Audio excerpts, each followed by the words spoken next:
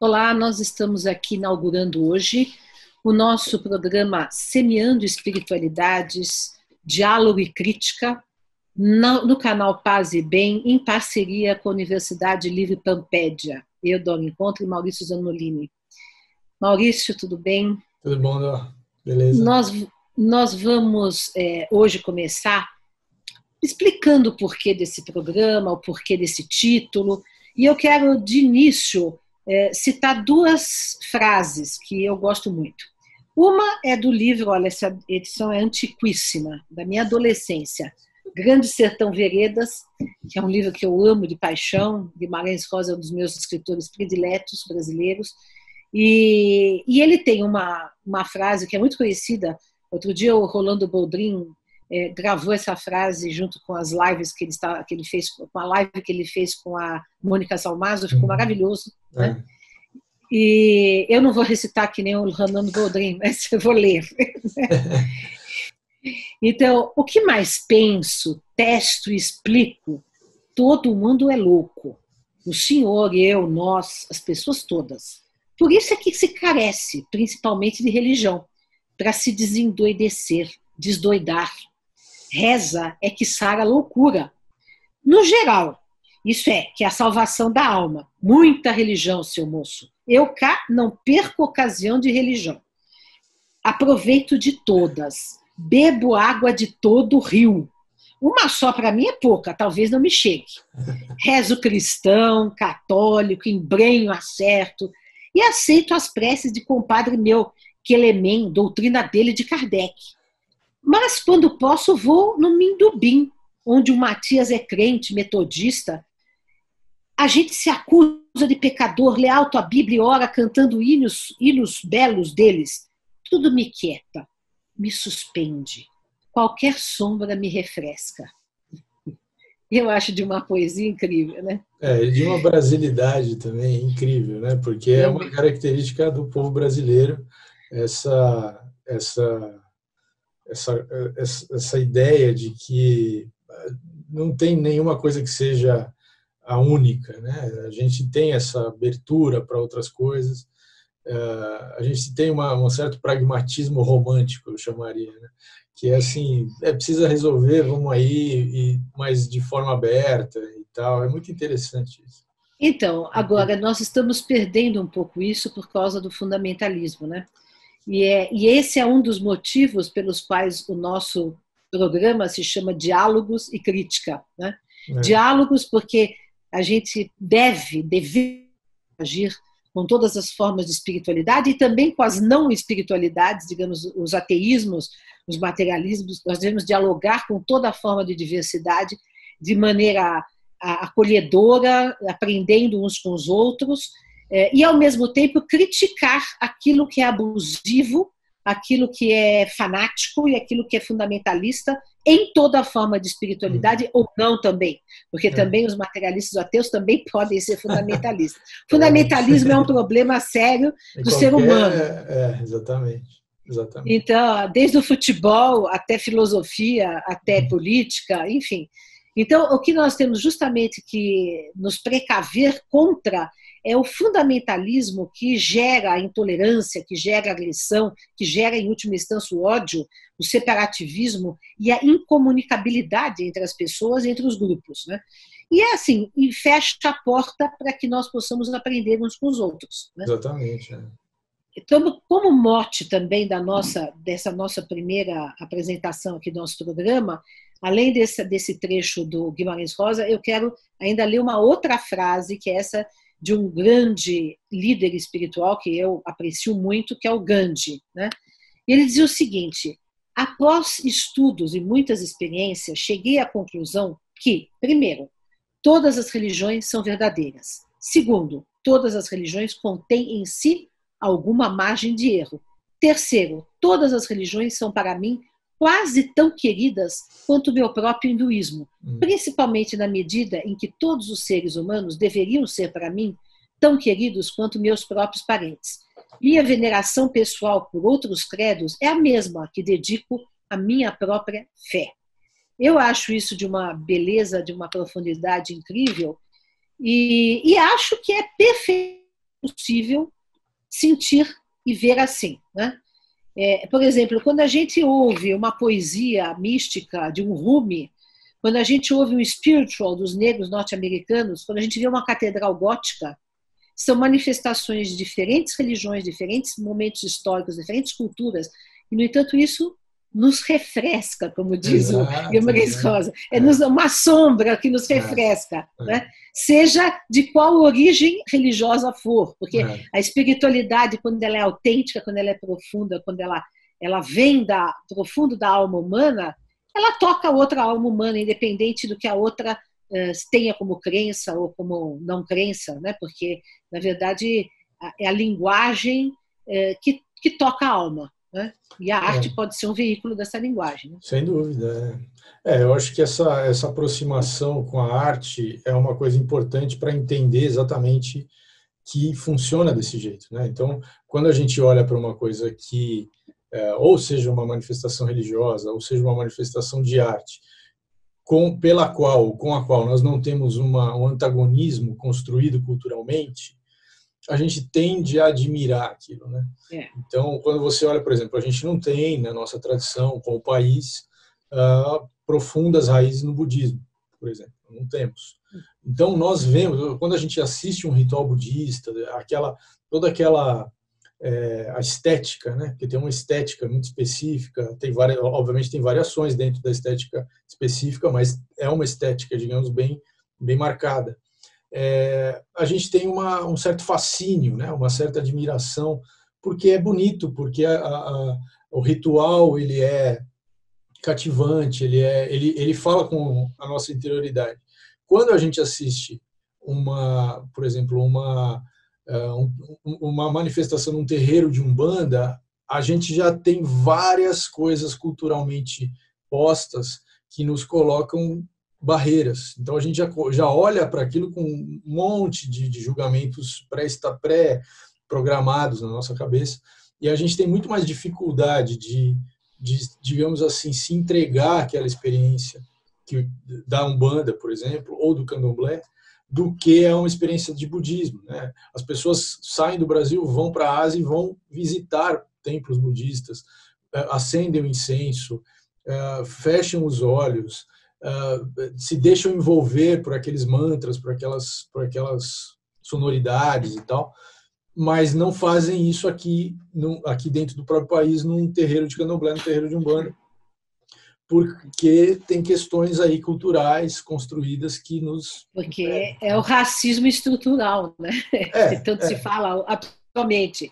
Está ligado com tudo aquilo que faz parte de origem afro, né? Da origem afro, sofre preconceitos por conta do racismo estrutural, por estar ligado aos africanos que vieram escravizados do Brasil e que foram discriminados como uma raça inferior, uma cultura inferior, uma etnia inferior, enfim, toda essa coisa que está introjetada, né, na mente das pessoas, mesmo sem elas saberem, isso que é racismo estrutural. Exato.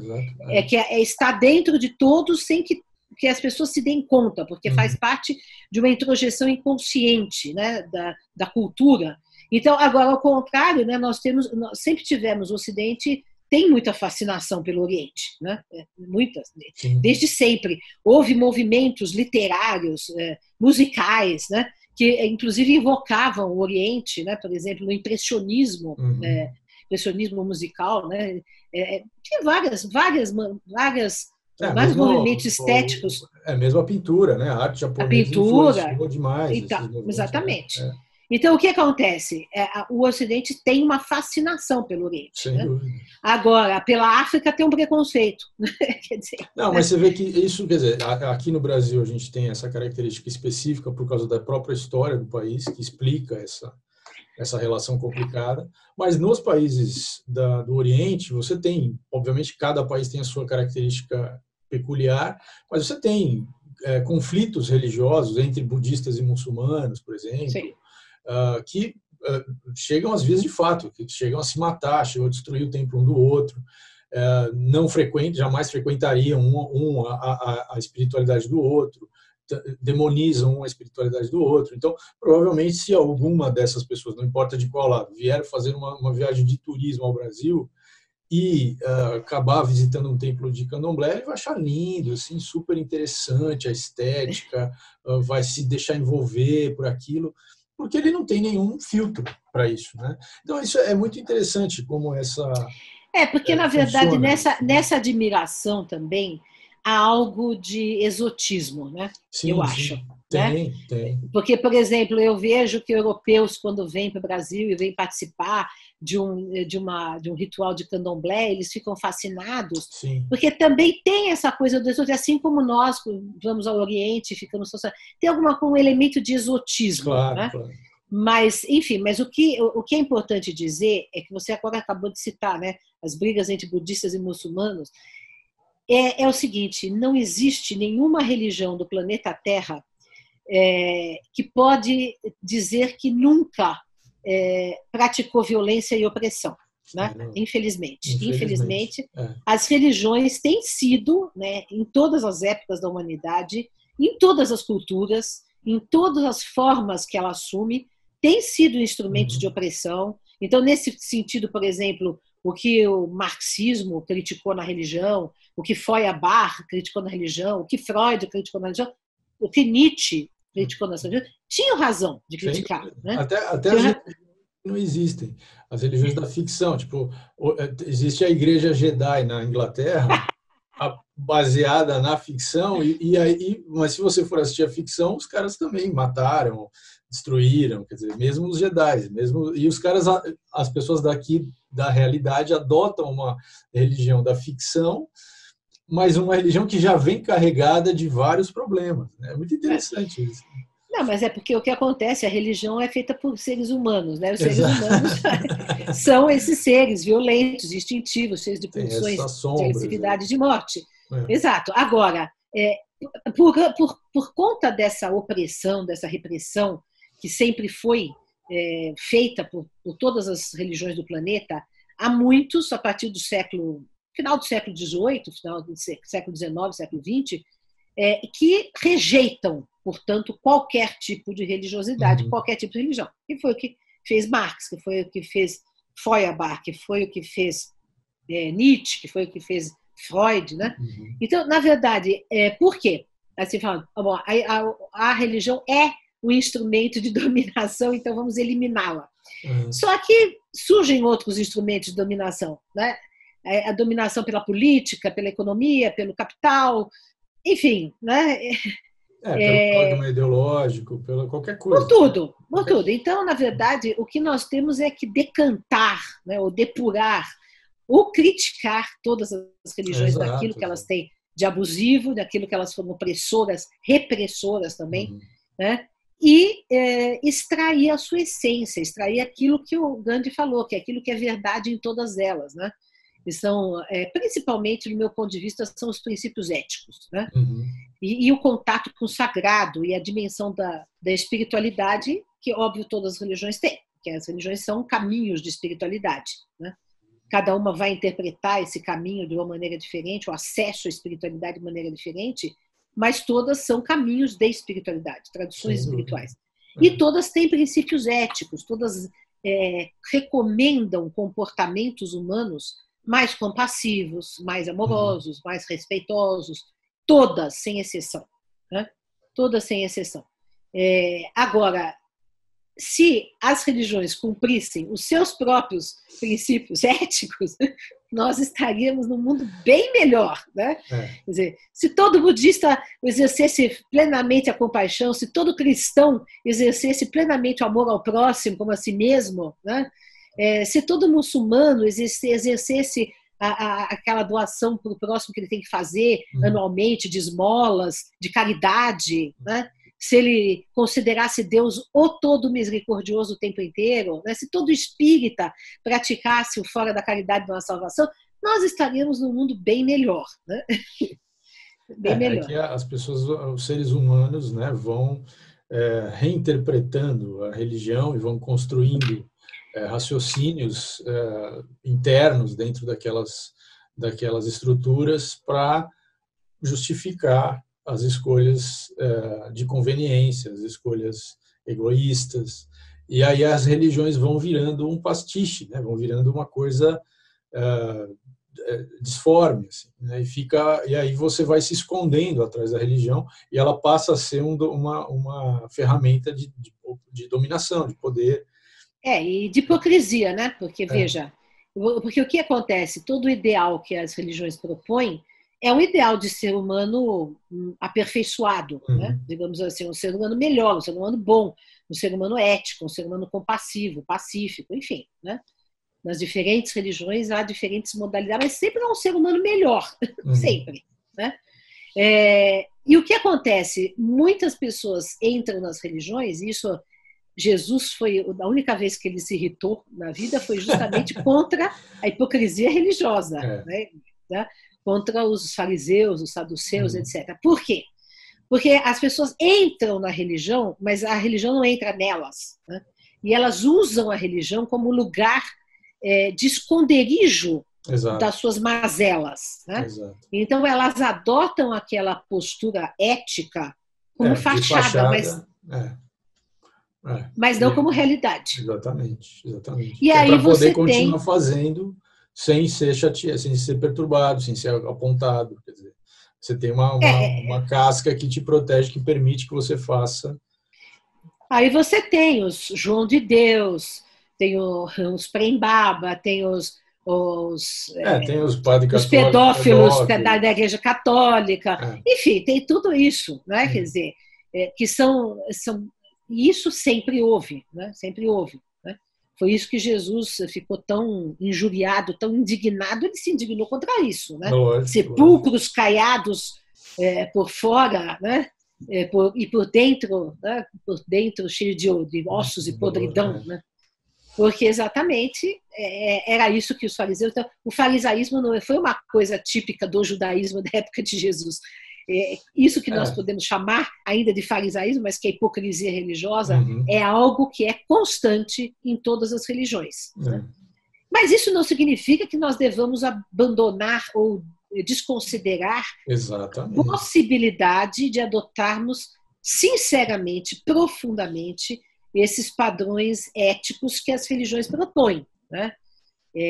Assim, aí também depende do conceito de natureza humana que a gente tem. Né? Que também é um problema. Exato. Porque se a gente considera que o ser humano é mesmo um bicho e não dá certo, né? Então a religião só vai servir para disfarçar. Né?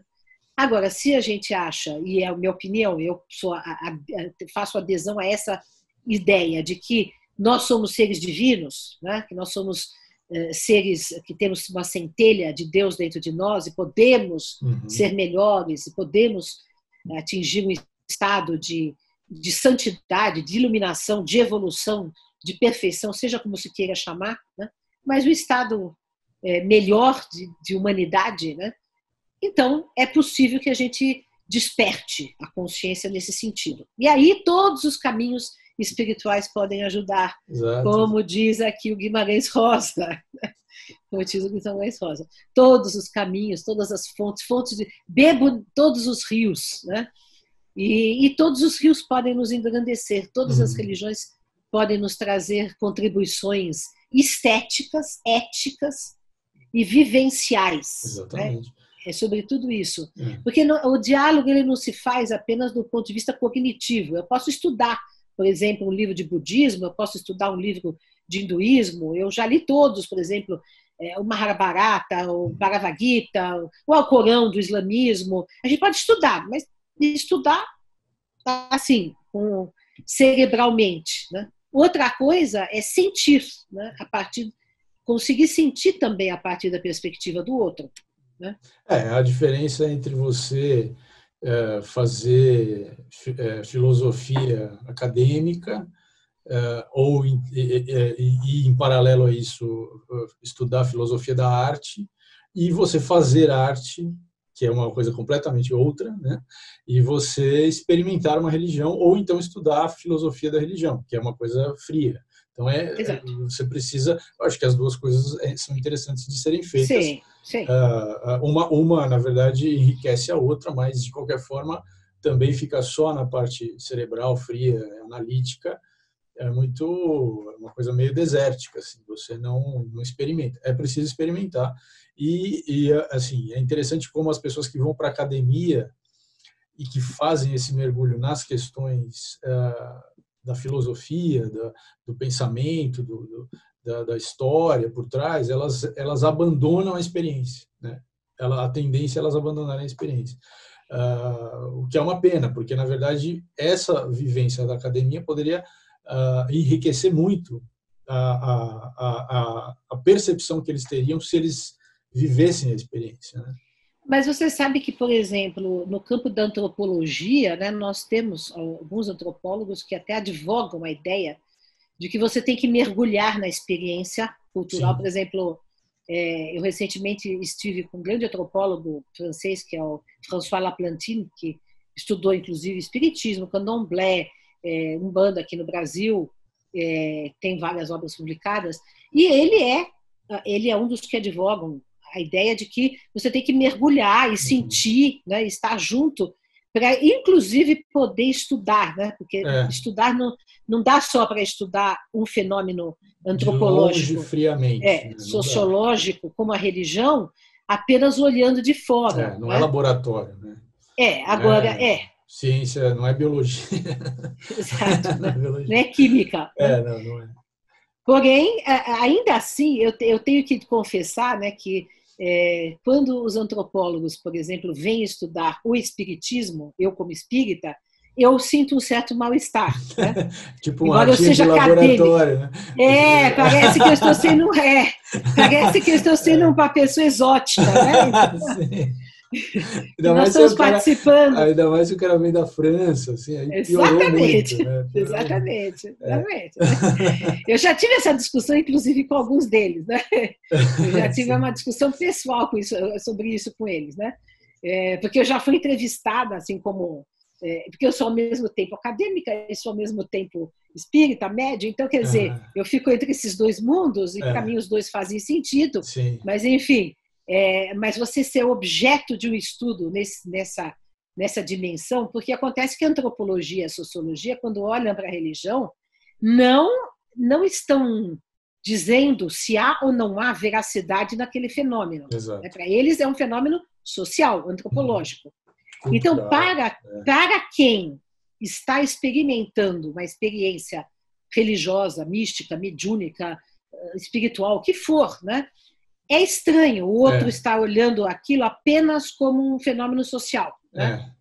Porque parece que a gente está quase atuando. Né? O cara fala, você acha que aquilo é verdade, porque você está experimentando aquilo você está sentindo aquilo, portanto, para a sua existência, aquilo é totalmente real, e o cara está olhando para você falando assim, nossa, e a pessoa acredita em coisas interessantes. Exótico. Então é meio estranho, realmente. Por isso que, por exemplo, eu sempre me coloquei contrário, né? Embora eu não seja católica, mas eu sempre me coloquei contrária a pessoas que não são católicos, que são de outras religiões, ou sem religião, né? E vão, por exemplo, casar na igreja, né? Ou batizam os filhos, porque eu acho isso um desrespeito, porque a pessoa não acredita que aquilo seja um ritual, digamos, ou um sacramento, porque para a Igreja Católica o casamento, a Eucaristia são sacramentos, né? Então tem uma sacralidade, né? E a pessoa vai participar daquilo por uma questão social, né? Por exemplo, para agradar o sogro, a sogra, a mãe, sei lá, ou para dizer que está... Hoje em dia não é mais tanto assim, né? Mas antigamente era muito, né? Mas era bem. Mas ainda tem gente que faz, né? Sim. E aí, isso é uma coisa que sempre me pegou na veia, porque eu acho que a gente tem que respeitar o ritual e a sacralidade do outro, né? E se a gente não se identifica, a gente não vai fazer.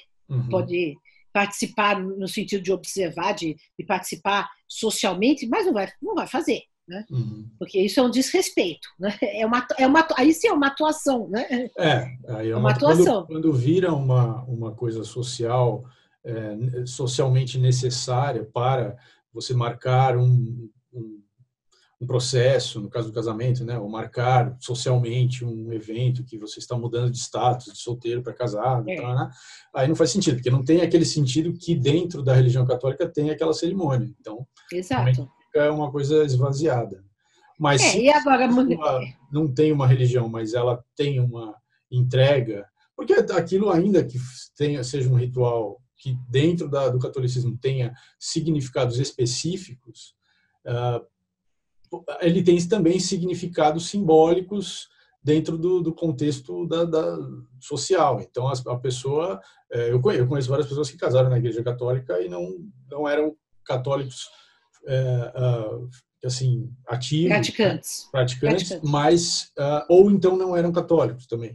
Mas a cerimônia é uma coisa que a pessoa se emociona, ela ouve a palavra do pastor, do padre, e aquilo de alguma forma assim reverbera. Então eu acho que porque existe um atavismo também, né? E eu acho que uma tradição, né? Uma tradição. Ele em si, independente do ritual da religião, ele fala com essas coisas profundas, né? Então qualquer ritual que você construa e você se entregue ao ritual, ele desperta, né? Essas coisas. E isso é uma coisa comum também a todas as religiões e que é interessante esse aspecto aí. Mas aí a gente podia falar também da religião natural, né? Quer dizer, a gente pode ir para esse da espiritualidade mais ampla, né? Mais profunda. Essa ideia de religião natural que estava em Rousseau, né, em Pestalozzi, né, nos iluministas, muitos iluministas que tinham essa ideia de religião natural, é a ideia de que existe algo que hoje nós poderíamos chamar, eu atribuiria hoje esse termo do século XVIII, início do século XIX, hoje espiritualidade, porque é um denominador comum, né, digamos assim. Porque você pode ter uma espiritualidade ligada a uma determinada tradição, ou você pode ter uma espiritualidade independente, livre, aberta, não ligada a nenhuma tradição, né?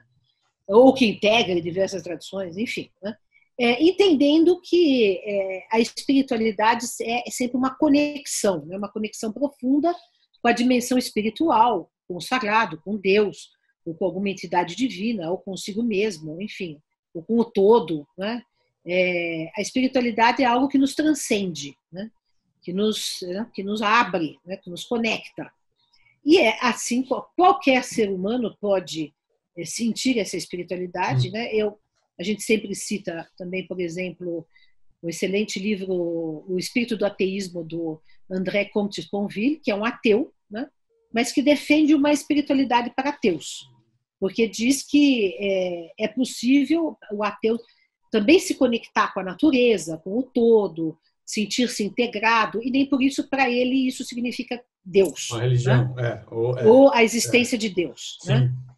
Então, nós temos, por exemplo, quase todas as correntes do budismo, por exemplo, que nem aceitam Deus. Né? Aliás, o budismo é uma das religiões, como o espiritismo, que estão fronteiriças, né? Que alguns dizem que é religião, outros dizem que é só uma filosofia. Não é. O espiritismo também tem essa polêmica. Mas, enfim, todos esses caminhos podem ser chamados de espiritualidades. Né?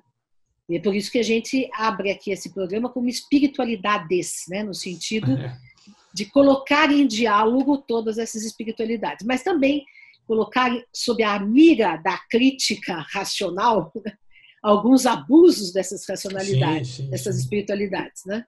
Eu escrevi um texto recente sobre um livro da Mary Shelley. Mary Shelley é aquela pessoa que escreveu Frankenstein.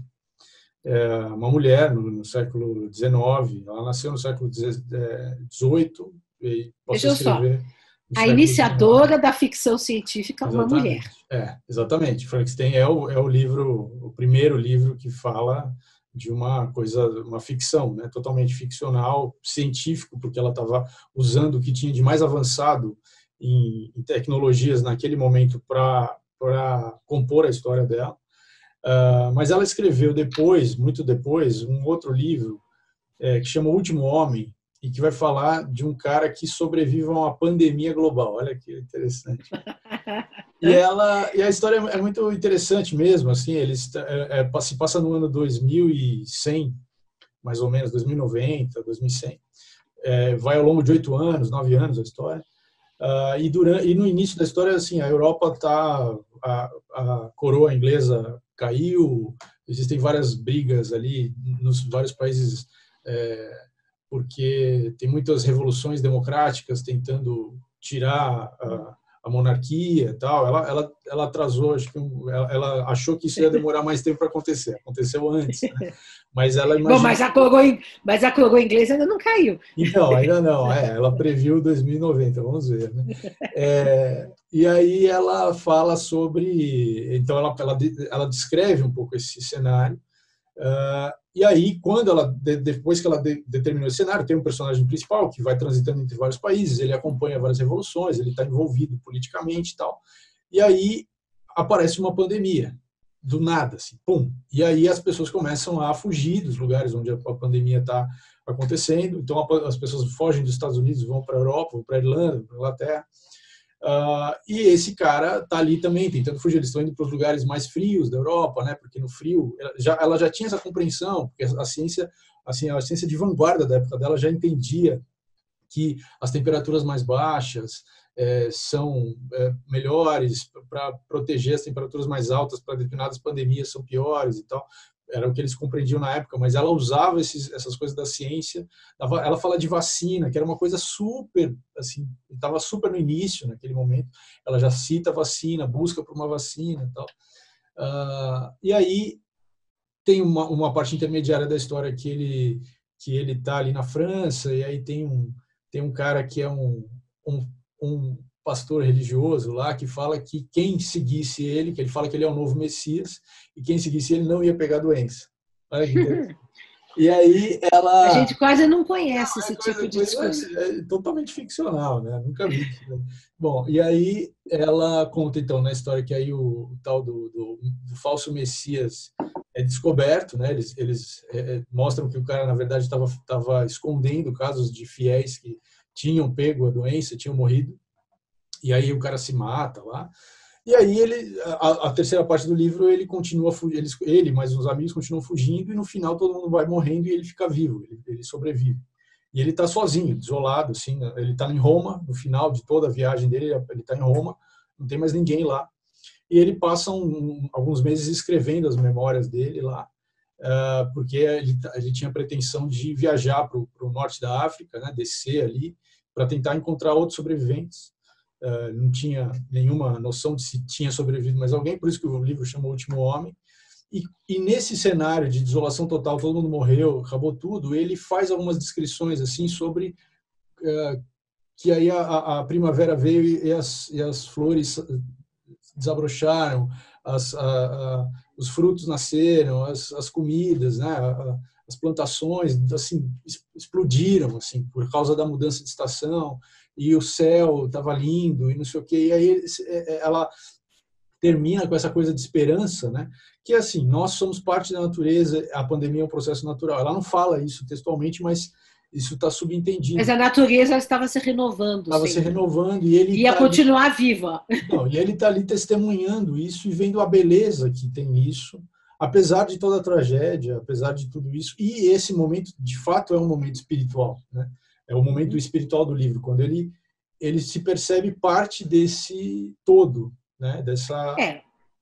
Uma das Legal. experiências espirituais mais fortes que existem é justamente essa sensação de integração com o todo, né? É, E isso é descrito em várias correntes e assim, inclusive isso gera poesia, né? A poesia mística, exato. porque é para descrever o que não é possível de descrever racionalmente, né? Que é para tentar exprimir essa sensação de fusão, de não separatividade, de não dualidade, de unidade absoluta, né? E essa é a experiência mais forte religiosa, espiritual que a gente pode ter, né? Uhum. Agora, é interessante, né, que você cita que uma mulher foi uma primeira a escrever uma ficção científica. E outra coisa que nós também vamos abordar aqui no nosso programa é isso, as relações da espiritualidade, das religiões, com as ficções, né? Principalmente ficções científicas, porque você citou aí o Star Wars, né, Guerra nas Estrelas, citou a Mary Shelley, mas também tem o Star Trek, também, que tem várias coisas relacionadas com a questão espiritual, religiosa. Sim, né? Por exemplo, toda a mística dos vulcanos, né? Que tem toda uma filosofia, que tem todo um ritual, que tem uma série de coisas muito interessantes, né? Que, aliás, lembra em alguns aspectos o budismo, lembra em alguns outros aspectos o estoicismo, né? Que é uma corrente filosófica greco-romana. E então, quer dizer, as ficções elas são muito próprias também a discutir essas formas de espiritualidade, porque projetando numa ficção você pode fazer aquilo que se chama literatura de estranhamento, você se distancia, né, da realidade para você melhor compreender e descrever a realidade. Exatamente. Né? Através de uma outra... Como aquilo é uma coisa que não existe, então você não fica se sentindo pessoalmente afetado pelo que está sendo dito ali. Mas e é exatamente por isso que o cara experimenta coisas, faz misturas que não seriam aceitáveis na nossa realidade, mas apresenta opções interessantes. É muito bacana esse caminho mesmo. Exatamente. Bom, eu acho que ficou mais ou menos explícito aqui o que a gente pretende fazer nesse nosso programa, que hoje é o número 1.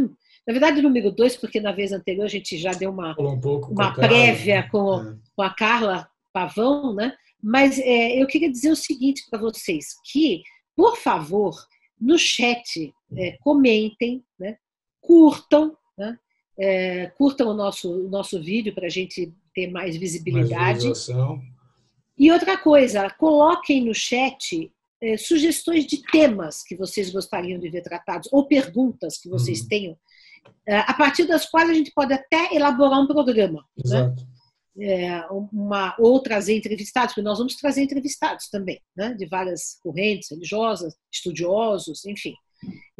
Então, eu sugiro que vocês sugiram, né, também nomes, temas, né, questões, perguntas, para que nós possamos também atender às demandas do público nessa nossa conversa informal de espiritualidades, de críticas, de diálogos, etc. Né? Entendendo que nós estamos aqui fazendo, na verdade, uma militância, né, pelo não fanatismo, pelo não fundamentalismo e pela uma espiritualidade saudável, elevada, ética, que possa ser um denominador comum entre todos, né? Que pelo menos permita um diálogo humano, fraterno, entre todos. Né? Então, esse é o nosso objetivo, contribuir com esse programa para isso. Né? E contamos com a sua participação, com as suas sugestões e com as suas proposições para isso. É isso aí. Um grande abraço para todos. Até a próxima. Até semana que vem.